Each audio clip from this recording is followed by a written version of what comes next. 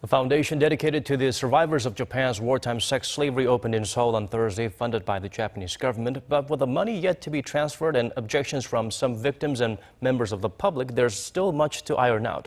Kwon Jang-ho reports. The Reconciliation and Healing Foundation was launched on Thursday, funded by Japan, with the aim of compensating Korean women who were forced by the Japanese military to serve on the frontline brothels during World War II. They are euphemistically known as comfort women. Tokyo promised over $9 million to fund the project after a landmark agreement was reached between Korea and Japan last December to try and settle the issue.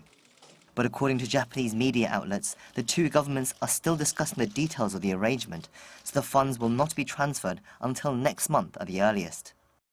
One reason for the hold-up was thought to have been a desire on the Japanese side to negotiate the removal of a privately installed statue in front of the Japanese embassy in Seoul, representing the comfort women victims.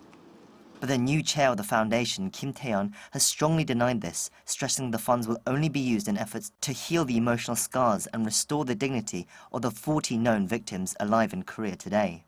The statue and the $9 million fund have nothing to do with each other, so you can forget about the idea that the money coming or not depends on what happens with the statue. But not all the surviving victims are happy with the deal.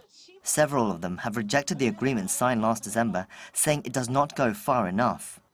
We have fought for the same thing for the last 25 years. We want an official apology and legal compensation. Money is not the issue. It's about restoring our dignity. There's also some disapproval among the general public, which was manifested at the foundation's launch. 20 student activists stormed the press conference and held a sit-in protest.